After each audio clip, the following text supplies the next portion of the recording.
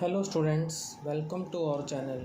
Students, आज हम इस वीडियो में क्लास 12 की poem a thing of beauty करेंगे। और ए थिंग ऑफ ब्यूटी जो पोएम है ये जॉन कीट्स द्वारा लिखी गई है, जो कि ब्रिटिश रोमांटिक पोएट थे। जॉन कीट्स, जिनका जन्म जो है 1795 में हुआ था, 1795 में, और इनकी मृत्यु जो है वो 1821 में हुई थी, 1821 में। Although trained to be a surgeon, Keats decided to devote himself wholly to poetry. Keats' secret, his power to sway and delight the readers, lies primarily in his gift for perceiving the world and leaving his moods and aspirations in terms of language. The following is an excerpt from his poem Endymion. जो ये हम पढ़ेंगे, thing of beauty, ये accept है उनकी कविता एंडेमियन से। तो चलिए स्टार्ट करते हैं poem a thing of beauty, written by John Keats. A thing of beauty is a joy forever, its loveliness increases, it will never pass into nothingness but will keep a bower quiet for us and a sleep full of sweet dreams and health and quiet breathing. तो a thing of beauty is a joy forever, इसका मतलब होता है एक सुंदर वस्तु चिर प्रसन्नतादायक होती है। यानी एक सुंदर वस्तु जो है वो हमेशा के लिए जो है प्रसन्नतादायक होती है। फॉर एवर मीन्स हमेशा के लिए। इट्स लवलीनेस इंक्रीजेस, इसका सौंदर्य बढ़ता रहता है। It will never pass into nothingness, और यह कभी समाप्त नहीं होगा। It will never pass into nothingness का मतलब होता है यह कभी समाप्त नहीं होगा, but will keep a bower quiet for us, और ये क्या करेगा, a bower quiet for us. Bower का मतलब होता है ए क्लस्टर ऑफ ट्रीज, वृक्षों का झुंड। क्वाइट मीन्स शांत, फॉर अस हमारे लिए, and a sleep full of sweet dreams, और एक नींद जो मिठास भरे स्वप्नों से भरपूर होगी। एंड हेल्थ, और स्वास्थ्य जो है वो अच्छा होगा, और क्वाइट ब्रीथिंग, और आरामदायक सांस होगी। तो यहाँ पर हम देखेंगे कि जो थिंग ऑफ ब्यूटी है वो सदैव एक शांत स्थान रखती है। मीन्स वो एक वृक्षों का झुंड है, शांत वृक्षों का झुंड है हमारे लिए। और जो स्लीप है वो मीठे सपनों से भरी है। स्वास्थ्य और सुख की सांस भी है उसमें। तो एक बार आपको फिर बता देते हैं इन चारों लाइनों के बारे में। एक सुंदर वस्तु जो है वो हमेशा के लिए आनंद होती है, जॉय होती है। इसका सौंदर्य बढ़ता रहता है और ये कभी समाप्त नहीं होता। यह हमारे लिए सदैव एक शांत स्थान रखती है, और मीठे सपनों से भरी नींद, स्वास्थ्य और सुख की सांस भी है। Therefore on every morrow are we wreathing a flowery band to bind us to the earth, spite of despondence of the inhuman dearth of noble natures of the gloomy age, of all the unhealthy and over-darkened wage made for our searching. तो therefore on every morrow are we wreathing, इसलिए प्रतिदिन सुबह हम फूलों की माला गूंथते हैं। Therefore इसलिए, on every morrow का मतलब होता है प्रत्येक सुबह।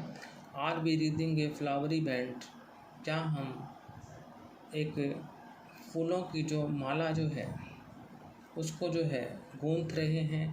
रीथिंग का मतलब होता है प्रिपेयरिंग, और बैंड यहाँ पर गार्लैंड कहेंगे, माला कहेंगे, और फ्लावरी का मतलब होता है फूलों की, ताकि हम धरती से जुड़े निराशा और अमानवीय स्वभाव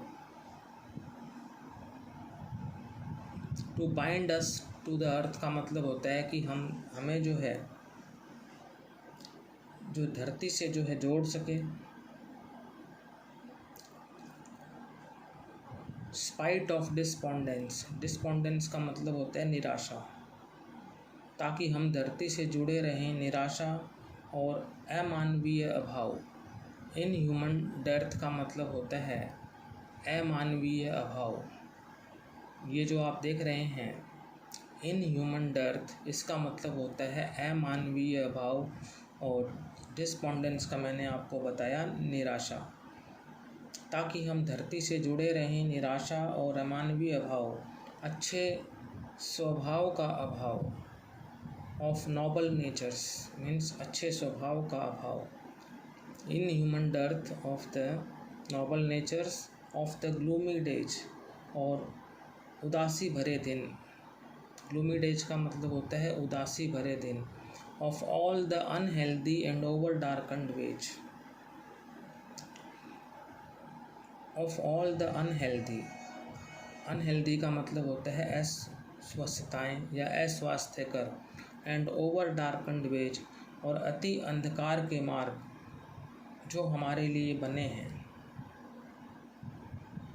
made for our searching, made for our searching का हम ये कह सकते हैं जो कि हमारे लिए बने हैं। तो इसको एक बार फिर देख लेते हैं। इसलिए प्रतिदिन सुबह हम फूलों की माला गूंथते हैं, ताकि हम धरती से जुड़े रहें। निराशा, अमानवीय अभाव और अच्छे स्वभाव का अभाव और उदासी भरे दिन, सभी अस्वस्थताएँ और अति अंधकार के मार्ग जो हमारे लिए बने हैं। आगे देखते हैं हम। Yes, in spite of all, some shape of beauty moved away the pall from our dark spirits, such the sun, the moon, trees old and young, sprouting a shady boon. Yes, in spite of all, yes, इन सभी के बावजूद, some shape of beauty moves away the pall, some shape of beauty जो है, कुछ जो है, shape of beauty हम कहेंगे जो सुंदरता का जो आकार है। moves away the pall, वो पाल को जो है, ग्लूमीनेस को जो है मूव कर देती है। from our dark spirits, हमारी जो डार्क स्पिरिट हैं उनमें से। सच हैं द सन, द मून, ऐसी ही कुछ चीज़ें हैं, सूर्य, चंद्रमा, trees old and young. Trees old and young का मतलब होता है वृक्ष जो कि जो है पुराने, और यंग युवा। स्प्राउटिंग ए शेडी बोन, और जो छायादार जो है वरदान को उत्पन्न करते हैं। स्प्राउटिंग का मतलब होता है जर्मिनेटिंग, और बोन का मतलब होता है ब्लेसिंग। तो ऐसी चीज़ें हैं सूर्य, चंद्रमा, पुराने वृक्ष और युवा वृक्ष जो एक छायादार स्थान बनाते हैं। For simple sheep and such are daffodils, तो यहाँ पर जो है भेड़ों के झुंड के लिए, फॉर सिंपल शिप को हम कहेंगे भेड़ों के झुंड के लिए। एंड सच आर डैफोडिल्स, और ऐसे ही नरगिस के फूल हैं। डैफोडिल्स को हम कहेंगे नरगिस के फूल। With the green world they live in, उस हरे संसार के साथ जिसमें वे रहते हैं, उस हरे संसार के साथ जिसमें वे रहते हैं।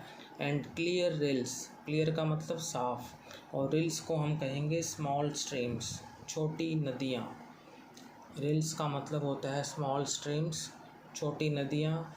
That for them selves A cooling covert make, covert का मतलब होता है शेल्टर, आश्रय। दैट फॉर देम सेल्व्स का मतलब होता है जो स्वयं के लिए, और साफ धाराएं। कूलिंग कोवर्ट का मतलब होता है साफ धाराएं जो स्वयं के लिए हैं। against the hot season। तो ये आपका जो है that for themselves a cooling covert make against the hot season the mid forest break rich with a sprinkling of fair musk rose blooms। तो साफ धाराएं हैं जो स्वयं के लिए हैं, ठंडक छिपाए रहती हैं और गर्म ऋतु के विरुद्ध भी, गर्म ऋतु के विरुद्ध भी। तो यहाँ पर जो है हॉट सीजन का मतलब होता है गर्म ऋतु और अगेंस्ट का मतलब होता है के विरुद्ध। उसके बाद है the mid forest brake. Brake का मतलब होता है a thick mass of ferns. Brake का मतलब होता है a thick mass of ferns और मिड फॉरेस्ट का मतलब होता है जंगल के मध्य है। Rich with a sprinkling of fair musk rose blooms. Rich का मतलब होता है समृद्ध होना और वहाँ क्या है, sprinkling of fair musk rose blooms है। वहाँ पर जो है मस्क रोज जो ब्लूम्स करते हैं, खिलते हैं। तो यहाँ पर जो है आप देखेंगे कि जो थिंग ऑफ ब्यूटी है उसको जो है डिस्क्राइब किया गया है इस स्टैंजा में। और यहाँ पर जो है कवि ने हमारे को जो है बहुत सारे एग्जाम्पल्स दिए हैं सन के, मून के एंड ट्रीज के for some shape of beauty. आगे चलते हैं। And such too is the grandeur of the dooms we have imagined for the mighty dead all lovely tales that we have heard or read an endless fountain of immortal drink pouring unto us from the heavens brink. तो rich with sprinkling of musk rose blooms, वनों के मध्य उगते हुए फर्न। वनों के मध्य rich with sprinkling of fair musk rose blooms का मतलब होता है वनों के मध्य उगे हुए फर्न जिसमें सुंदर कस्तूरी गुलाब खिले रहते हैं। वनों के मध्य उगे हुए फर्न, यानी ब्रेक जो था ना उसका मतलब होता है फर्न और मिड फॉरेस्ट का मतलब होता है वनों के मध्य उगे हुए फर्न जिसमें सुंदर कस्तूरी गुलाब के फूल खिले रहते हैं। And such too is the grandeur of the dooms, और ऐसी ही शान है कब्रों की भी, और ऐसी ही शान है कब्रों की भी। ग्रैंडियर का मतलब होता है शान, स्प्लेंडर, और डूम्स का मतलब होता है कब्र, वैसे डेथ भी कहते हैं। We have imagined for the mighty dead, जो हम शक्तिशाली मृत लोगों के बारे में कल्पना करते हैं। We have imagined for the mighty dead का मतलब होता है जो हम मृत लोगों के बारे में कल्पना करते हैं। ऑल लवली टेल्स, वे सभी प्यारी सी कहानियाँ, that we have heard or red, जो कि हमने सुनी हैं या पढ़ी हैं। वे सभी प्यारी सी कहानियाँ जो हमने सुनी या पढ़ी हैं। N endless fountain of immortal drink, जो अमर पेय का एक ऐसा अनंत फव्वारा है। फाउंटेन का मतलब फव्वारा, एंडलेस का मतलब अनंत, और इमॉर्टल ड्रिंक का मतलब होता है अमर पेय। अमर, इमॉर्टल मीन्स अमर और ड्रिंक माने पेय। N endless fountain of immortal पेय, जो कि अमर पेय का एक अंतहीन या अनंत फव्वारा है। Pouring unto us from the heavens brink, जो स्वर्ग के किनारे से निरंतर हम पर बरसता ही रहता है। तो पोरिंग ऑन टू अस का मतलब होता है हमारे पर बरसना, और हेवन स्प्रिंग का मतलब होता है स्वर्ग का किनारा। हेवन स्प्रिंग का क्या मतलब होता है? स्वर्ग का किनारा। तो इन 4 लाइनों को आपको एक बार फिर समझा देते हैं। वनों के मध्य उगे हुए जो फर्न है जिसमें सुंदर कस्तूरी गुलाब खिले रहते हैं, और ऐसी ही शान है कब्रों की भी जो हम शक्तिशाली मृत लोगों के बारे में कल्पना करते हैं। वे सभी प्यारी सी कहानियाँ जो हमने सुनी या पढ़ी हैं। अमर पेय का एक ऐसा अनंत फव्वारा है जो स्वर्ग के किनारे से निरंतर हम पर बरसता ही रहता है। तो अंत में कवि सुंदर वस्तुओं की तुलना अमरत्व के पेय वाले शाश्वत झरने से करता है। उसी की भांति सुंदर वस्तु सदैव खुशी और आनंद उंडेलती रहती है। तो ये थी आपकी poem a thing of beauty written by John Keats. यदि आपको ये पोएम अच्छी लगी है, समझ में आई है, तो आप इस वीडियो को लाइक करें, शेयर करें, चैनल को सब्सक्राइब करें। Thank you.